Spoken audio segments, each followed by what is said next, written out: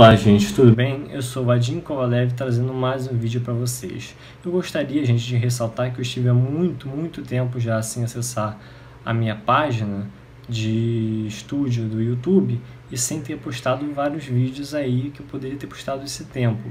Isso aconteceu porque eu desanimei, inclusive teve uma vez que eu postei um conteúdo no YouTube e que foi censurado pelo YouTube, né? Como se fosse um fake news, alguma coisa desse tipo.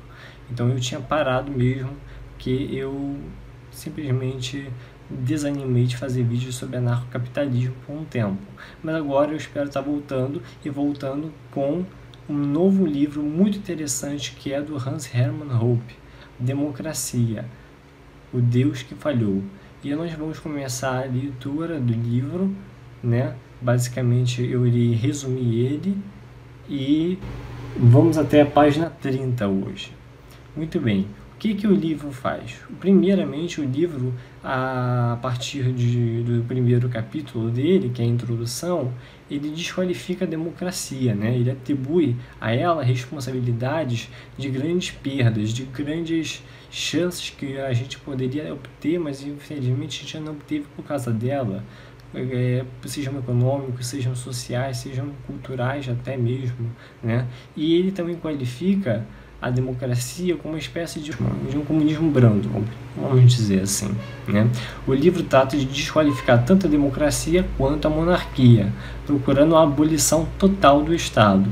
Ou seja, basicamente, ele não era a favor nem da democracia e nem da monarquia. Apesar disso, ele de alguma forma falava sutilmente que a monarquia é menos ruim do que a democracia, né?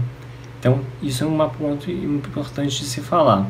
E com o que ele começa, o livro? Ele começa falando também da Primeira Guerra Mundial, né? Onde o Ocidente saiu daquele sistema de governos monárquicos, de reis, né? E partiu para uma sociedade de governos repúblicos e democráticos, né? Junto com a Europa também, né? Com o término da Primeira Guerra Mundial.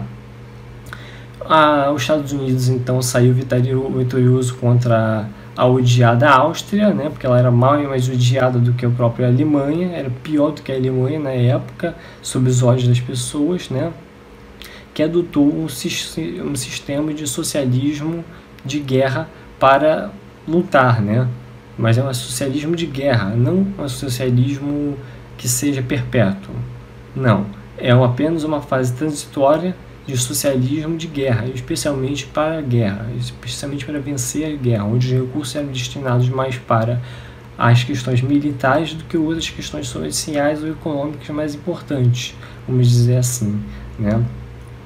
E ele acabou saindo das potências mundiais em 1918 aproximadamente, a Áustria, né? Por meio de vários tratados. O que acontece? Nós também temos uma grande ascensão dos Estados Unidos depois da queda da Áustria. E aí os Estados Unidos ia só desenvolvendo, ampliando mais economicamente, e passou a ser um furacão econômico, vamos dizer assim, né? Então, a história, ela basicamente nunca conseguirá explicar algumas controvérsias econômicas quanto às suas origens, tá? A não ser que haja uma teoria a priori, segundo Hans Hermann Hoppe. A história não vai conseguir explicar isso de forma tão fácil assim.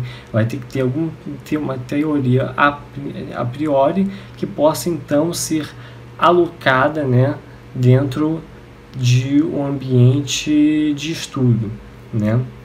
Uma história ela não é suficiente para isso. E o que acontece? O Hans Hermann Hoppe ele reflete o básico daquilo que se entende no anarcocapitalismo, né? Que é o que? A ação humana é o propositado esforço de um agente com a finalidade de concretizar com usos de meios escassos objetivos escolhidos. Isso é a frase dele, né? Isso que eu gostaria de falar. A democracia também é incompatível com a propriedade privada, né? Porque a democracia ela tira a propriedade privada de alguém por meio de impostos, tributos e outros meios para fins de Estado, para fins de governo, para, vamos dizer assim, gastar em outras coisas, né? Então ela não pode ser compatível com a propriedade privada. A propriedade privada se presume de forma a priorística, né? Então, o que acontece? Não é possível que a tributação também seja igualitária, pois sempre haverá uma dicotomia, né, entre o pagador de impostos versus o consumidor e recebedor de impostos, né? É isso que acontece. Sempre vai ter dois lados, um que vai pagar o imposto e outro que vai receber o imposto para si, né? Ou talvez para consumir, né? Talvez seja o consumidor.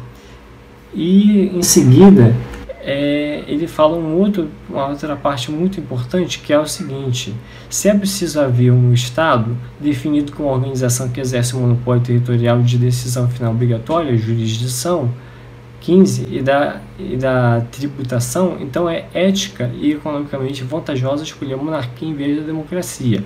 E é isso que muitos anarcocapitalistas realmente pensam. A monarquia é melhor do que a democracia. Vamos dizer assim, não melhor, mas menos pior, menos ruim do que a democracia, né? Porque concentra a propriedade privada em só uma única pessoa, uma única autarquia, que seria a monarquia. Diferentemente da democracia, que tenta cobrar o máximo possível de impostos para conseguir fazer os seus desejos, vamos assim dizer, né? E a gente tem que considerar também que qualquer monopolista é mau, visto que a tendência é de oferecer um produto mais caro e com menos qualidade, já que não há outro para competir com ele, né? A gente tem que analisar isso também. Muito bem. E em 1940, os Estados Unidos já tiveram raízes mais firmes e fortes com a teoria social austríaca, especialmente como estudante do Mises, que era o renomado Murray Rothbard, né? Esse cara realmente entrou nos Estados Unidos, assim, as suas ideias, vamos dizer assim, e a partir de 1940 foram se perpetuando cada vez mais, assumindo grande relevância até na discussão econômica. Então, por isso é que hoje os Estados Unidos têm também uma construção, vamos dizer assim, mais avantajada do que os outros, uma economia mais pujante do que os outros, né? Devido a toda também essa influência austríaca que houve a partir de 1940.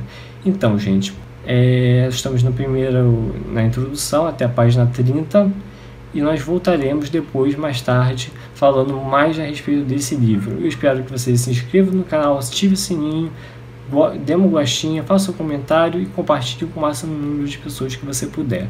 Obrigado e tchau, tchau.